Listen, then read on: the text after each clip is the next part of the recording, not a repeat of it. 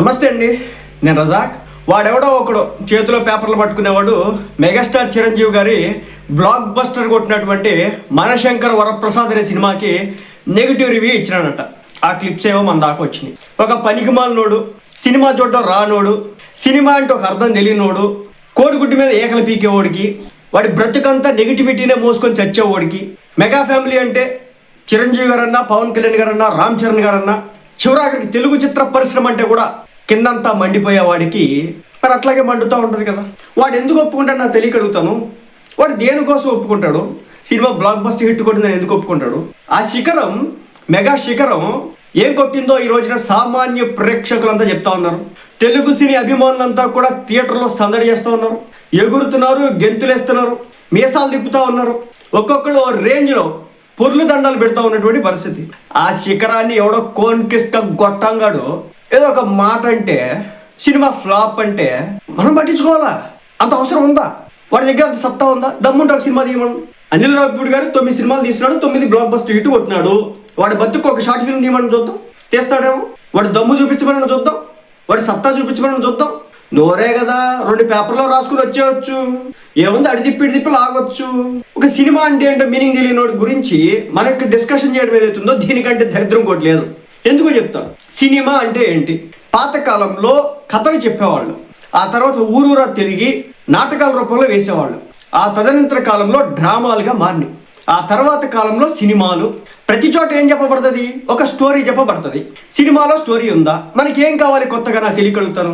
మన దగ్గర మన మధ్య జరిగేటటువంటి ఒక సంఘటన గురించి కాకుండా ఎక్కడి నుంచి కొత్త విధానాన్ని తీసుకొచ్చి స్టోరీ చెప్తారు తెలియగలుగుతా ఉన్నా. అంత పోటుగాడు, అంత దమ్మున్నోడైతే చెప్పొచ్చు. ఒక కామెడీ సినిమా తీయాలా, మన మధ్యలో మాట్లాడుతున్నటువంటి మాటల్లో నుంచి ఆ సినిమా పుట్టింది.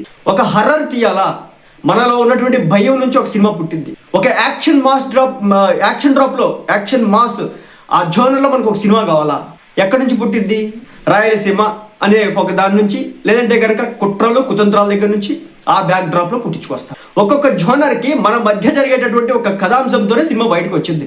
కానీ పనికి మాలినోడికి సినిమా అంటే మీనింగ్ తెలియదు. సినిమా అంటే జుట్టు సరి చేసుకోలేదండి, తెల్ల రంగు బట్టలు వేసుకున్నాడండి, నల్ల రంగు షూస్ వేసుకున్నాడండి, వంగున్నాడండి, చిరంజీవి గెంతేసాడండి, ఎగిరాడండి అంటాడు. బరాబర్ జరుగుతుంది. సినిమా అంటే అంతే కదా, ఎంటర్టైన్మెంట్. థియేటర్లోకి వెళ్ళి కూర్చుంటే 3 గంటల పాటు మనల్ని ఎంటర్టైన్ చేశారా, ఆహ్లాదాన్ని పంచారా, లోన థియేటర్లో అడుగుపెట్టిన తర్వాత ఎంజాయ్ చేశామా, నవ్వుకున్నామా, ఎమోషన్ ఫీల్ అయినామా, ఆహ్లాదంతో ఉప్పొంగిపోయినామా? ఇదే సినిమా. ఈరోజు థియేటర్లో అదే జరుగుతూ ఉంది కదా. థియేటర్లో ఒక్కొక్కళ్ళు ఎగురుతున్నారు, గెంతుతున్నారు. చివరాఖరికి ఆ సినిమా ఎండ్ టైటిల్ కార్డ్స్ పడ్డ తర్వాత కూడా సినిమా ఏంటి చూస్తూ ఉన్నారు. ఇంకా మెగాస్టార్ ఏం చూపిస్తాడు అక్కడ అని చెప్పేసి అంతా చేస్తూ ఉంటే వీడు ఎవడో పనికిమాలినోడు, ఒక షార్ట్ ఫిల్మ్ కూడా తీయలేనటువంటి వాడు, వీడి కెరియర్ మొత్తం కూడా నెగిటివ్ రివ్యూలు ఇచ్చి ఆ నెగిటివ్ రివ్యూల మీద బతికేటోడు వీడు చేసినాడంట. దానికి మనం స్పందించాలా? చిరంజీవి గారి గురించి చెప్తే చూడండి, లక్షల్లో ఉన్నటువంటి సినిమాని, అప్పటి వరకు కేవలం సినిమా అంటే కొన్ని లక్షలు మాత్రమే, అలాంటి సినిమాని కోట్లలోకి మార్చినటువంటి మొట్టమొదటి హీరో మన మెగాస్టార్ చిరంజీవి గారు. అది మెగాస్టార్ గారి చరిత్ర. అప్పటి వరకు కేవలం ఇన్ని లక్షల కలెక్షన్స్ వస్తే చాలు, కానీ ₹1,00,00,000. ఇది చెరిగిపోయేటటువంటి చరిత్ర కాదు. నరాల్లో జీర్ణించుకుపోయి కొంకటి వేళ్లతో పెకిలించి వేయాలని చెప్పేసి చూసినా సరే భూమి పొరల్లో ఆ విధంగా వేళ్ళూరిపోయినటువంటి చరిత్ర. ఆల్ ఓవర్ ఇండియాలో, ఎంటైర్ భారతదేశం మొత్తంలో మొట్టమొదటిసారి ₹1,00,00,000 రెమ్యూనరేషన్ తీసుకున్నటువంటి హీరో మన మెగాస్టార్. అర్థమవుతుందా? అది ఆయన హిస్టరీ. ఆయన సినిమా వస్తే 6 నెలల పాటు ఇంట్లో ఖర్చులకు ఇబ్బంది లేదని థియేటర్ సైకిల్ స్టాండ్ వాడితో అనిపించుకున్నటువంటి హీరో. ఎందుకంటే 100 రోజులు, 150 రోజులు, 250 రోజులు, 500 రోజులు, కొన్ని వందల సెంటర్లో ఆ సినిమా నడిచేది. ప్రతిరోజు కూడా హౌస్ఫుల్ నడుస్తూ ఉండేది. ఆ విధంగా వచ్చినటువంటి ఒక హీరో ఆయన విమర్శిస్తారు మీరు? డాన్స్కి కేర్ ఆఫ్ అడ్రస్గా మారినటువంటి హీరో. ఈయనతో ఒక్క సినిమా అయినా చేయాలని ప్రతి నటుడు, ప్రతి నిర్మాత కలలు కన్నటువంటి హీరో మన మెగాస్టార్ చిరంజీవి. ఇలాంటి హీరో సినిమా వస్తే మనం కారు కూతలు కోస్తాం. అది కూడా సినిమా బాగుందని ప్రజల దగ్గర నుంచి ఒక పాజిటివ్ రిపోర్ట్ వస్తే ఈడేలా ఏడుస్తూ ఉంటాడు అనమాట. నెక్స్ట్, ఆ హీరోతో పాటు డ్యాన్స్ చేయడం చాలా కష్టమని ప్రతి హీరోయిన్ చేతు ఎత్తేసినటువంటి హీరో. 3 తరాల హీరోలను దాటి నెంబర్ 1 అనిపించుకున్నటువంటి హీరో మెగాస్టార్ చిరంజీవి. భూమి ఆకాశాలు ఉన్నంత వరకు చిత్ర పరిశ్రమలో చిరస్థాయిగా నిలిచిపోయే hero, daring dashing supreme hero megastar Chiranjeevi గారు. ఓకే, ఇది ఆయన చరిత్ర, ఇది ఆయన స్థాయి. ఎవడెవడో వస్తాడు, పేపర్లు పట్టుకొని వస్తారు. ఆయన ఎక్స్పీరియన్స్ ఉండదు, వీళ్ళ వయసు, వాళ్ళు మాట్లాడుతూ ఉంటారు. పైపెచ్చు రెస్పెక్ట్ ఉండదు అనమాట. చిరంజీవి గారు ఎక్కడికి వెళ్ళిందిరా? గారు చెప్పడానికి కూడా నొప్పి వచ్చేసిందా నాలిక? ఓ క్యాస్ట్ వచ్చిందా? మన మన మన అభిమాన హీరో కాదా? ఓ రిలీజియన్ వచ్చింది అక్కడ. వస్తుంది. మెగాస్టార్ చిరంజీవి అనే అంశంలో అన్నీ వస్తాయి మీకు. నాకు 2 రివ్యూలు నెగిటివ్ వచ్చినట్టు తెలిసింది. ఆల్మోస్ట్ అన్ని వెబ్సైట్లు పాజిటివ్ రివ్యూ. వేరే హీరోల అభిమానులు కూడా ఈ సినిమాని చాలా బాగా యాక్సెప్ట్ చేస్తున్నారు. ప్రతి ఒక్కరు కూడా ఈ సినిమా చాలా బాగుందని బహిరంగంగా చెప్తా ఉన్నారు. కానీ 2 రివ్యూలు మాత్రం కావాలని చెప్పేసి పనిగట్టుకొని మెగాస్టార్ చిరంజీవి గారి సినిమాని చెప్పే ప్రయత్నం చేశారు. వచ్చు కూడా ఉండదు చిరంజీవి గారి సినిమాకి. పబ్లిక్ టాక్ అర్థమవుతా ఉంది, పీపుల్ రియాక్షన్ అర్థమవుతా ఉంది. ఒక్కొక్కళ్ళు ఈ సినిమాకి వెళ్ళి బయటకు వస్తా వాళ్ళు చెప్తున్నటువంటి మాటలు ఏంటే చిన్న పిల్లలండి. రివ్యూలు చిన్న పిల్లలు, వాళ్ళ వయసు ఎంత ఉండదు, 7-8 సంవత్సరాల వయసు పిల్లలు మెగాస్టార్ చిరంజీవి గారిని చూసి ఎంజాయ్ చేసినారు. అది మెగాస్టార్ చిరంజీవి. ఈ కోన్కేసుకో గొట్టంగాడు ఏదో 2 పేపర్లు తీసుకొచ్చి దాంట్లో అది బాగలేదు, ఇది బాగలేదు, ల్యాగ్ ఉంది, బొచ్చు ఉంది, బొక్కడు, ఇది మ్యాటర్ కాదు. ఈ రోజుకి కూడా ఇళ్లలో ఉండేటటువంటి మహిళలు సీరియల్స్ చూస్తూ ఉంటారు. ఒక చిన్న టాపిక్ని పట్టుకొని దాదాపు దాన్ని నెలలు లాగుతూ ఉంటారు. దానికే హెజిటేట్ అవునటువంటి ఫ్యామిలీస్ ఉన్నటువంటి ఈ రోజుల్లో ఒక చిన్న సినిమాలో 3 గంటల సినిమాలో ఒక 5 నిమిషాలు ల్యాగ్ ఉంటే దాన్ని అది ల్యాగ్. ఏ ల్యాగ్? ఎక్కడుంది ల్యాగ్ సినిమాలో? దాదాపు 50 సంవత్సరాలు పైబడినటువంటి పెద్దోళ్ళు ఎవరైతే ఉంటారో వాళ్ళు కూడా థియేటర్లో ఎగురుతూ ఉన్నారు. నేను కొన్ని వీడియోలు చూసిన. ఒక బామ్మగారు అయితే ఏం ఎంజాయ్ చేస్తున్నారు సినిమాని. చిరంజీవి గారిని ఇలా చూసి వాళ్ళు ఎంత ఎంటర్టైన్ ఫీల్ అవుతున్నారంటే అది ఆయన యొక్క చరిష్మా.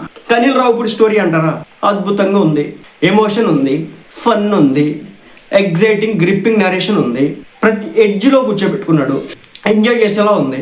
ఎక్కడ కూడా ఎవరిని తగ్గించలేదు. ఫ్రెష్ ఉంది, ఫ్రెష్ లుక్స్ ఉన్నాయి. మెగాస్టార్ చిరంజీవి 70 ఏళ్ళ ఆయన 40 ఏళ్ళ వయసు ఉన్నటువంటి వ్యక్తిగా చూపించినాడు. ఆయన లుక్స్ కావచ్చు, డ్యాన్స్ కావచ్చు, గ్రేస్ కావచ్చు, హుక్ స్టెప్ కావచ్చు, సాంగ్స్ కావచ్చు, బీట్స్ కావచ్చు, ప్రతిదీ కూడా క్లీన్ అండ్ క్లియర్గా ఉంది. ఇంకేం నొప్పి మనకి? ఓ కలర్ గ్రేడింగ్ బాగాలేదా మనకి? కలర్ గ్రేడింగ్ ఏం పని మనకి? ఆడియో బాగాలేదా మనకి? ఆడియో ఏం పని మనకి? పబ్లిక్ ఏం రెస్పాండ్ అవుతున్నారు? పబ్లిక్ ఏం చెప్తా ఉన్నారు? బయటకు వచ్చి ఏం మాట్లాడుతూ ఉన్నారు? Cinema block buster hit. ఎవడైనా నెగిటివ్ చెప్పినారా ఈ సినిమా? మనశంకర్ వరప్రసాద్ గారు అనే సినిమా నెగిటివ్ టాక్ ఒక పబ్లిక్ టాక్లో వచ్చి బయటకు వచ్చి మాట్లాడడం చూపించండి, బయటకు వచ్చి మాట్లాడడం చూపించండి, లేదు యావరేజ్ అన్నవాళ్ళని చూపించండి. Cinema block buster hit. Cinema average కాదు, సినిమా బ్లాక్ బస్టర్. ప్రతి ఫ్యామిలీ కూడా ఎంజాయ్ చేసేటటువంటి సినిమా. ఇంకొక మాట చెప్తే ఇక్కడ ఫైనల్గా, సినిమాని చూడడం రానటువంటి ఇలాంటి పనికిమాల రివ్యూలు ఇస్తాడు. అసలు వీడికి వస్తున్నటువంటి స్థాయి ఏంటి చెప్పండి? సినిమా రివ్యూకి ఒక 10 సినిమాలు తీసి దాని గురించి మాట్లాడాడంటే ఎక్కడో ఏదో పట్టుకున్నాడు, టెక్నికల్ నాలెడ్జ్ ఏదో ఉంటుంది అనుకోవచ్చు. కాకమ్మ కబుర్లు చెప్పొద్దు. ఫుడ్ తిని టేస్ట్ చూసి మేము చెప్పగలమని. ఈ టేస్ట్లో కూడా ఒక్కొక్క రకమైన టేస్ట్ ఉంటుంది. కొంతమందికి సొరకాయ కర్రీ అంటే ఇష్టం, కొంతమందికి సొరకాయ అసలు పడనే పడదు. ఓకే, కొంతమందికి బీట్రూట్ అంటే ఇష్టం, మరి కొంతమంది బీట్రూట్ ఇష్టపడరు. కొంతమందికి పొట్లకాయ కర్రీ ఇష్టం, కొంతమందికి పొట్లకాయ కర్రీ ఇష్టం కాదు. అది కర్రీయే, అది వెజిటేబులే, అదే అందరూ మనుషులే తింటూ ఉంటారు. కానీ కొంతమందికి ఇష్టం ఎందుకు అవుతుంది, కొంతమందికి కష్టం ఎందుకు అవుతుంది.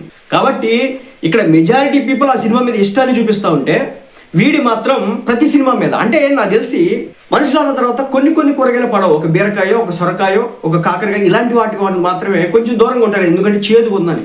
కానీ ఈ పనికి మనోడికి నాకు తెలిసి సినిమా ఇండస్ట్రీలో ఒక సినిమా కూడా నచ్చదు అనమాట.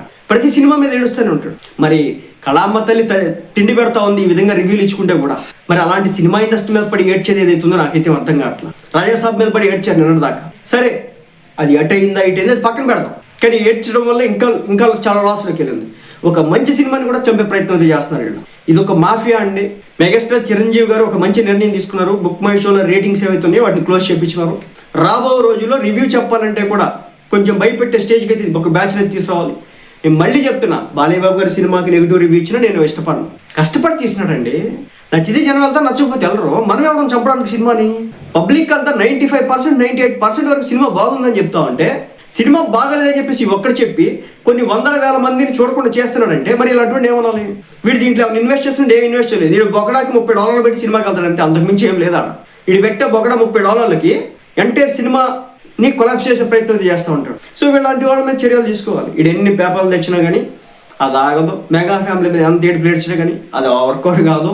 చిరంజీవి గారి సినిమా, పవన్ కళ్యాణ్ గారి సినిమా, మన పెద్ది రామ్ చరణ్ గారి సినిమా, లేదంటే బాలయ్య బాబు గారి సినిమా, ఎవరి సినిమా మీద ఏడ్చినా సరే అవి ఆగే ప్రసక్తి లేవు. ప్రజల మౌత్ టాక్ ఏదైతుందో దాన్ని ఎవడో ఆపలేడు. మౌత్ పబ్లిసిటీ పీక్లో ఉంది. చూడండి, రేపు నుంచి మీకు థియేటర్లో టికెట్లు దొరకవు. అలాంటి పరిస్థితి ఈ రోజున మనశంకర్ వరప్రసాద్ క్రియేట్ చేసింది. సో ఆ పేపర్లో పట్టుకొచ్చాడు, అది బతుకంది అంతే అనమాట. అట్టాగే ఏడుస్తూ ఉంటాడు, ఏడవనివ్వండి.